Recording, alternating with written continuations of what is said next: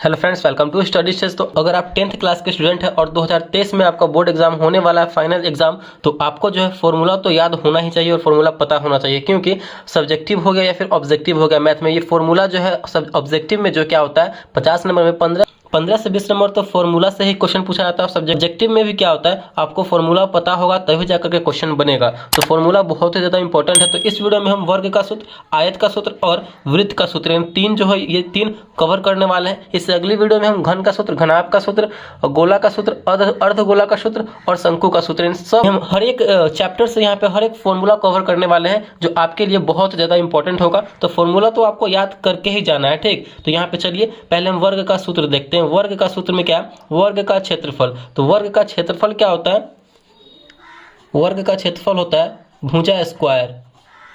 भुजा स्क्वायर के कहने का मतलब क्या है, भुजा गुने भुजा, ठीक। उसके बाद हमारा वर्ग का परिमाप। वर्ग का परिमाप क्या होता है, 4 इंटू ए का मतलब क्या होता है, भुजा, 4 गुने भुजा। वर्ग का परिमाप 4 गुने भुजा। आप जो है कहीं शांत वातावरण में बैठ के अगर फॉर्मूला अगर मन से याद करेंगे तो ये फॉर्मूला आपके माइंड में सेट हो जाएगा, ठीक। वर्ग का विकर्ण। वर्ग का विकर्ण क्या होता है, तो √2 गुने भुजा, √2 गुने भुजा, ठीक। वर्ग का क्षेत्रफल भुजा स्क्वायर, वर्ग का परिमाप 4 इंटू भुजा, वर्ग का विकर्ण √2 गुने भुजा। तो ये हमारा इंपॉर्टेंट है, मतलब वर्ग में तो और भी फॉर्मूला है लेकिन ये इंपॉर्टेंट है आपके क्लास 10th के लिए। तो हमारा वर्ग का सूत्र यहाँ पे कंप्लीट हो जाता है। अब हमारा आयत का सूत्र आता है। आयत का सूत्र यानी रेक्टेंगल का फॉर्मूला। तो आयत का क्षेत्रफल निकालना होगा हमें। तो आयत का क्षेत्रफल क्या होता है, लंबाई गुने चौड़ाई, लंबाई गुने चौड़ाई, ठीक। L इंटू बी, इंग्लिश में L into B, short form में अगर हम करेंगे तो आयत का क्षेत्रफल लंबाई गुने चौड़ाई या फिर L इंटू बी, L गुने बी।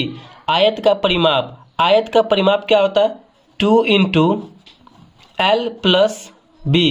कहने का मतलब क्या है, 2 इंटू लंबाई प्लस चौड़ाई। आयत का परिमाप निकालना होगा तो यहाँ पे रेक्टेंगल दे दिया रहेगा, उसका लंबाई चौड़ाई दे दिया रहेगा, तो आयत का परिमाप हम आसानी से निकाल लेंगे। आयत का विकर्ण। आयत का विकर्ण निकालने के लिए हमारा फॉर्मूला क्या है, √L स्क्वायर, लंबाई स्क्वायर प्लस चौड़ाई स्क्वायर यानी बी स्क्वायर। आयत का विकर्ण √अंडर लंबाई स्क्वायर प्लस चौड़ाई स्क्वायर। तो ये हमारा आयत का विकर्ण का फॉर्मूला है। अगला है हमारा आयत की लंबाई। देखिए आयत की लंबाई निकालने के लिए आपको क्वेश्चन में क्षेत्रफल दिया रहेगा और चौड़ाई दिया रहेगा, ठीक। तो हमारा आयत की लंबाई निकल जाएगा। कैसे करेंगे, दोनों में भाग कर देंगे। क्षेत्रफल बटे लंबाई है तो हमें चौड़ाई यहाँ पे दे दिया रहेगा, चौड़ाई। आयत का लंबाई निकालने के लिए क्षेत्रफल बटे चौड़ाई कर देंगे तो हमारा आयत का लंबाई निकल जाएगा। आयत की चौड़ाई निकालने के लिए हम क्या कर देंगे, तो क्षेत्रफल बटे लंबाई, क्षेत्रफल बटे लंबाई कर देंगे तो हमारा यहाँ से आयत का चौड़ाई निकल के आ जाएगा, ठीक। तो ये हमारा इंपॉर्टेंट आयत का सूत्र था। और भी आयत के सूत्र है लेकिन जो आपको क्लास 10th में ज़्यादा इंपॉर्टेंट है, ज़्यादा काम देने वाला सूत्र है, ये इतना ही है। तो चलिए आयत का यहाँ पे हमारा सूत्र भी कंप्लीट हो जाता है, फॉर्मूला। अब हमारा यहाँ पे नेक्स्ट क्या है, नेक्स्ट हमारा वृत्त का सूत्र। वृत्त का सूत्र जितने भी है वो सारे हम कवर करने वाले हैं यहाँ पे। तो वृत्त का क्षेत्रफल हमें निकालना होगा। तो वृत्त का क्षेत्रफल क्या होता है, पाई आर स्क्वायर। वृत्त का क्षेत्रफल पाई आर स्क्वायर। ये हमारा हो गया वृत्त, बीच में हमारा हो गया ओ सेंटर, और ये हमारा हो गया आर त्रिज्या। वृत्त का क्षेत्रफल पाई आर स्क्वायर।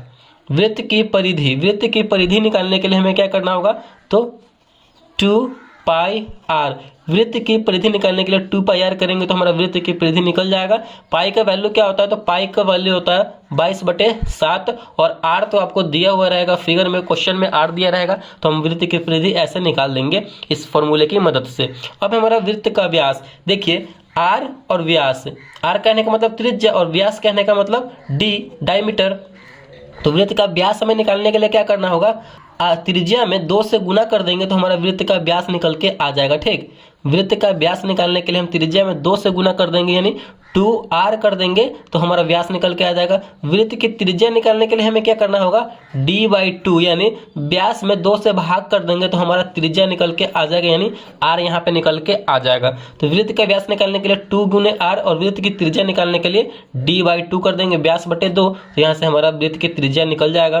तो ये तीनों जो है इंपॉर्टेंट था, वर्ग का सूत्र, आयत का सूत्र, वृत्त का सूत्र। तो ये तीनों जो है आपके लिए बहुत ज़्यादा इंपॉर्टेंट है, तो आप इसे कहीं लिख लीजिए और शांत वातावरण में अच्छे तरीके से याद कीजिए, आपको बिल्कुल ही 100% याद हो जाएगा और बोर्ड एग्जाम में जो आप अच्छे तरीके से मैथ में स्कोर कर सकते हैं। अगर वीडियो आपको अच्छा लगा और पसंद आए तो प्लीज़ वीडियो को लाइक कीजिएगा, चैनल पर नए हैं तो चैनल को सब्सक्राइब जरूर कीजिएगा। Thank you.